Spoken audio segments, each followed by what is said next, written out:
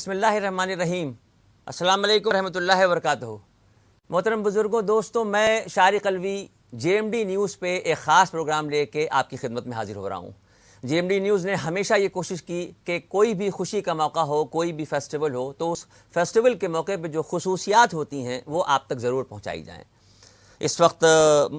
مبارک مہینہ، جسے رمضان المبارک کا مہینہ کہا جاتا ہے، ابھی لگتا ہے کہ جیسے پرسوں کی بات ہے، چاند روز پہلے کی بات سمجھیے کہ جیسے لگتا ہے کہ ابھی رمضان کا چاند ہوا تھا، اور ایسے یہ مہینہ گزرتا ہے۔ برکتوں کا مہینہ ہے، نعمتوں کا مہینہ ہے، ماحول بدل دیتا ہے۔ اس مہینے کی عظمتیں یہ ہیں کہ کہا یہ جاتا ہے کہ اس مہینے میں نیکی کا بھاؤ بڑھا دیا جاتا ہے، یعنی عام دنوں میں آپ نیک کام جو کرتے ہیں اس پہ جو ثواب ملتا ہے اس سے 70 گنا زیادہ ثواب اس مبارک مہینے میں ملتا ہے۔ ظاہر سی بات ہے کہ کتنا نفع کا سودا ہے، اور ایسا مہینہ اگر دیکھتے ہی دیکھتے ہمارے سامنے سے گزر جائے تو کہیں نہ کہیں ایمان والے کے دل میں ہلکی سی حرارت پیدا ہوتی ہے کہ یہ برکتوں کا مہینہ ہم سے چھوٹ رہا ہے۔ ابھی رمضان شروع ہوئے تھے اور آج الوداع کا دن آ گیا۔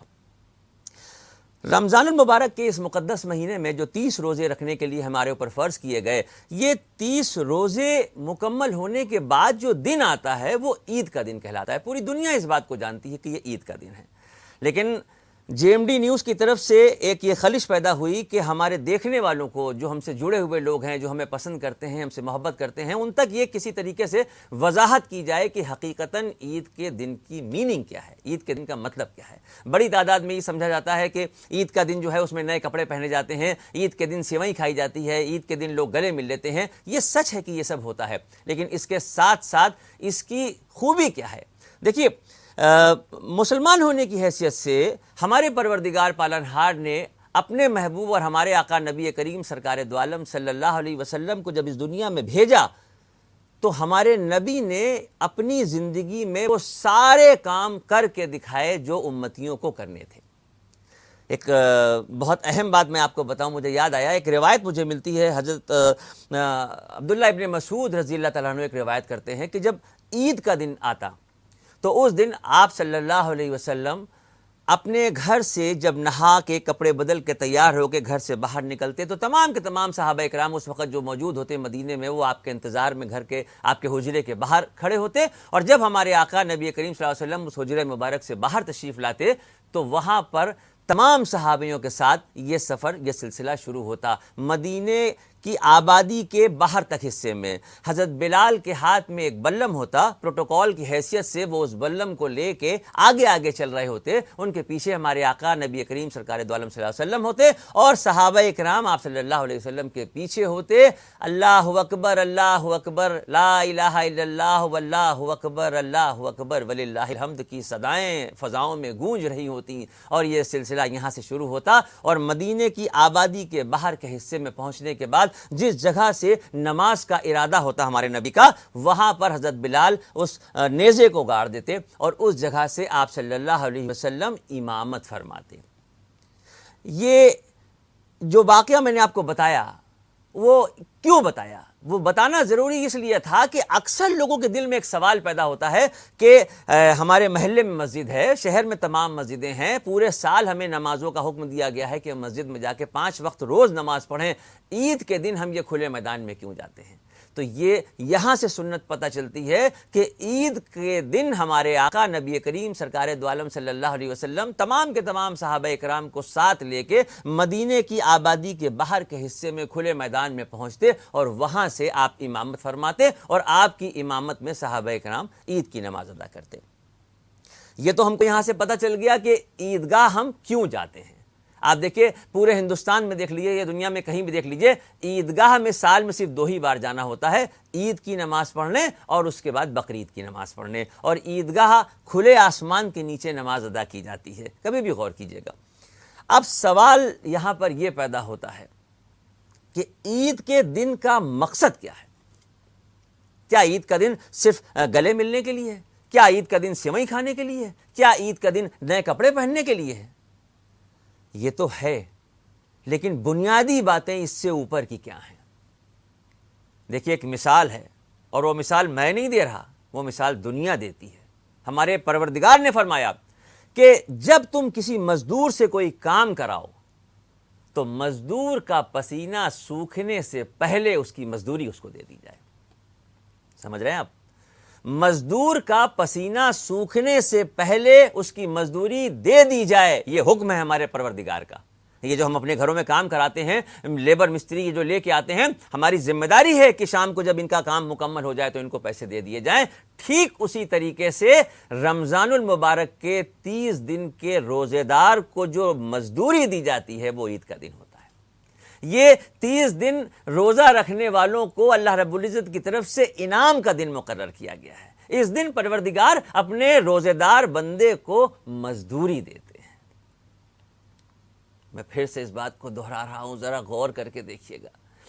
عید کے اس مقدس دن میں پروردگار اپنے روزے دار بندوں کو اپنے سامنے کھلے آسمان کے نیچے بلا کے عید کی نماز کے موقع پہ اس کی مزدوری دیتے ہیں۔ کون کون سے گناہ ہو گئے ہم سے، کون کون سی خطائیں ہو گئیں ہم سے، ایسا کیا کر بیٹھے ہم جو پروردگار ہمیں مزدوری دینے کے لیے عیدگاہ نہیں بلا رہا۔ حالات جو بھی ہوں، کورونا کی وجہ سے ہو، جو بھی معاملہ ہو، جس طریقے کا بھی معاملہ ہو، ہماری بہتری کے لیے ہمارے حکمرانوں نے ہم کو منع کیا کہ بھیڑ نہ لگے، لوگ ایک جگہ جمع نہ ہو، یہ ہماری بہتری کے لیے، ہمارے فائدے کے لیے، ہماری زندگی کو بچانے کے لیے یہ ساری چیزیں بنائی گئی ہیں۔ ہماری زندگی کو بچائے رکھنے کے لیے ہمیں ماسک پہننے کے لیے کہا گیا ہے، ہمیں ڈسٹنس بنانے کے لیے کہا ہے، دور دور رہنے کے لیے کہا ہے، لیکن کہیں نہ کہیں دل میں یہ خلش بھی تو جاگ رہی ہے کہ آخر ایسا کیا گناہ ہو گیا ہے ہم سے پروردگار؟ ہم نے تو ہمیشہ یہ جانا کہ تو سب سے بڑا معافی کو پسند کرنے والا ہے۔ میرے مولا، تو نے قرآن پاک میں کئی جگہ پہ فرمایا کہ تو معافی کو پسند کرتا ہے۔ تو نے اپنے بندوں سے کہا کہ اگر کسی سے کوئی بات ہو جائے تو فوراً اس کو معاف کر دو، کیونکہ معاف کرنے والا بندہ اللہ کو پسند ہے۔ اللہ نے فرمایا قرآن پاک میں کہ سب سے بڑا معاف کرنے والا، سب سے زیادہ معافی کو پسند کرنے والا میرا پروردگار ہے۔ اے میرے پروردگار، اے میرے پالن ہار، اے ترقی کی منزلوں پہ لے جانے والے میرے مہربان رب، تو کیسے ہم سے خفا ہو سکتا ہے؟ کس طرح سے ہم سے روٹ سکتا ہے؟ نہیں میرے مالک، تیری ناراضگی جائز ہے۔ ہم لوگوں نے بہت برے کام کیے، بہت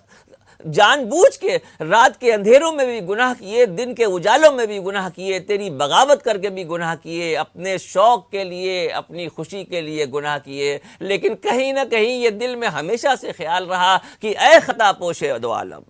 اے میرے پروردگار، اے معاف کرنے والے مہربان رب، اے خطا پوش دو عالم، یہ حقیقت ہے کہ ہم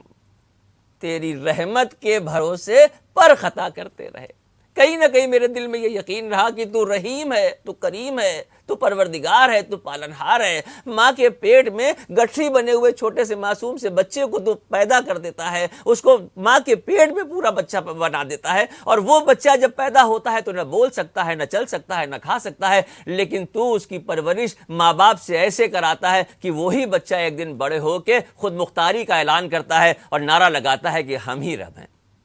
ہم ہی سب کچھ ہیں، ہم جو چاہیں وہ کر دیں۔ یہ ہماری بھول ہے، اس کو معاف کر دے پروردگار، ہماری بھول کو معاف کر دے، ہماری خطاؤں کو معاف کر دے، ہمیں انعام دینے سے نہ منع کر۔ میرے مولا، ہم اپنے دل کو کیسے یقین دلائیں؟ 2 سالوں سے تو نے اپنے گھر بلانے سے ہمیں روک دیا پروردگار، مسجدوں میں جانا بند ہو گیا، حرم کعبہ کا طواف کرنے کے لیے، حرم کعبہ کا دیدار کرنے کے لیے آنکھیں ترس رہی ہیں، لوگ اسی صدمے میں ہے کہ عمر بڑھ رہی ہے، زندگی کم ہو رہی ہے، اور حرم کعبہ کا طواف کرنے سے ہمیں محروم کیا جا رہا ہے۔ کوئی محروم نہیں کر رہا، ہمارے اپنے اعمال ہیں، ہماری اپنی حرکتیں ہیں، لیکن مولا ہمیں یہ پتا ہے کہ جب تو نے یہ دنیا بنائی، جب زمین بنائی، آسمان بنایا، بادل بنائے، پہاڑ بنایا، جھرنے بنائے، دنیا کی تمام چیزیں بنائی، تو میرے مالک تو نے رحم بھی بنایا، اور جب تو نے رحم بنایا تو آدم علیہ السلام کی پیدائش سے لے کے اور دنیا کے آخری پیدا ہونے والے انسان تک، اس پورے عرصے میں، یہ لاکھوں سال کا عرصہ ہے، اس پورے عرصے میں تو نے رحم کا صرف ایک حصہ دنیا کو دیا ہے، 99 رحم کے حصے تیرے پاس ہیں۔ اے رحم کے 99 حصوں کے مالک، اب رحم کر دے، اپنی مخلوق پہ رحم کر دے، انسانیت پہ رحم کر دے میرے مولا۔ اب یہ چیخ پکار نہیں دیکھی جاتی، اتنی عمر میں کبھی ایسا موقع نہیں آیا ہوگا کہ ایک ایک گھر سے 2 3 جنازے نکل گئے۔ رمضان کے مہینے میں جس طریقے سے لوگ عید کی خریداری کرتے تھے، جس طریقے سے عید کے نئے کپڑے پہننے کی خریداری ہوتی تھی، ان عید کے نئے کپڑوں سے زیادہ تو اس بار رمضان میں کفن کا کپڑا بک گیا۔ پروردگار تیری پکڑ کے لائق نہیں۔ نہیں ہے، تیری آزمائش کے لائق نہیں ہے۔ تو رحیم ہے، تو کریم ہے، یہ میرا یقین ہے، یہ میرا ایمان ہے۔ میرے مولا جیسے بھی روزے رکھے، ہم نے کام چوری کی ہے، ہمیں پتہ ہے جب ہم کوئی مزدور لے کے آتے ہیں اپنے یہاں کام کرنے کے لیے تو ہماری نگاہ رہتی ہے کہ یہ بیڑی تو نہیں پی رہا، یہ خالی بیٹھ کے کام تو نہیں، ٹائم تو نہیں پاس کر رہا، یہ گانے تو نہیں سن رہا۔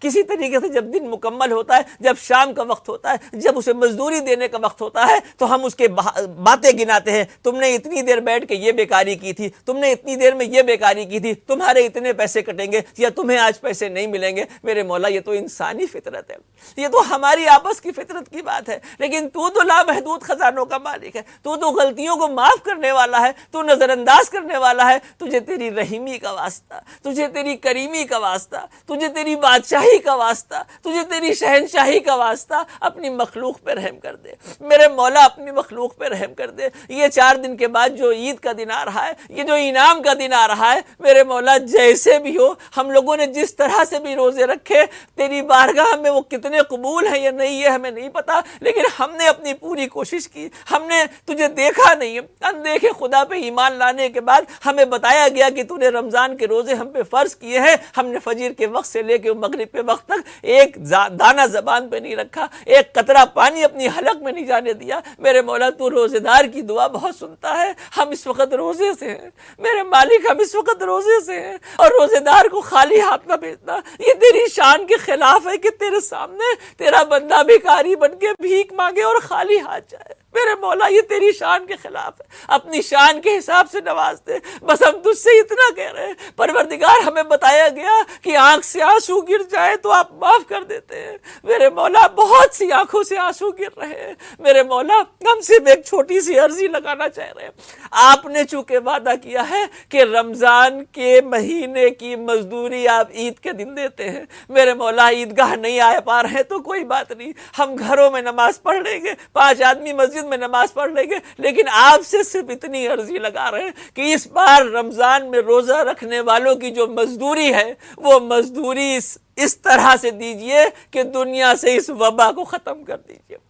دنیا سے اس بیماری کو ختم کر دیجئے۔ یہ میرا ایمان ہے، یہ میرا یقین ہے کہ ایک لمحے سے کم وقت میں آپ کچھ بھی کر سکتے ہیں، یہ میرا یقین ہے۔ ابھی تو کئی دن باقی ہیں، رمضان کے روزے دار کو مایوس نہ کیجیے، رمضان کے روزے دار کو مزدوری دے دیجیے، اس کی مزدوری صرف اتنی ہے، ہم سارے روزے دار ایک ساتھ یہ جملہ کہہ رہے ہیں، ہماری مزدوری صرف اتنی ہے کہ اپنی مخلوق پہ رحم کر دیجیے۔ کسی بھی مذہب کا انسان ہو، کسی بھی زبان کا بولنے والا انسان ہو، ہے تو تیرا بندہ، کہیں نہ کہیں ہے تو تیرا بندہ، پروردگار اب معاف کر دیجئے، اب برداشت نہیں ہوتا۔ اے اللہ یہ چیخ پکار نہیں سنی جا رہی، یہ لوگوں کے جنازے اٹھتے ہوئے نہیں دیکھے جا رہے، اے اللہ یہ کیسی موت ہے،